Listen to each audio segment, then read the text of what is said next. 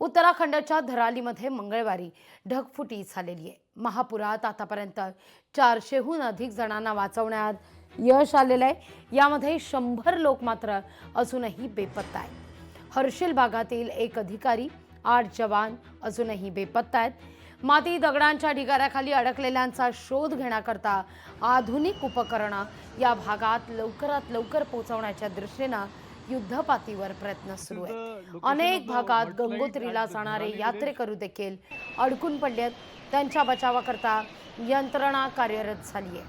225 जणांचे बचाव पथक बचाव कार्यात अभियंते, वैद्यकीय कर्मचारी, तज्ज्ञांसह जवळपास 225 जण सहभागी आहेत। अडकलेल्यांचा शोध घेण्याची क्षमता असलेले प्रशिक्षित श्वानही या भागात आता तैनात करण्यात आलेले आहेत।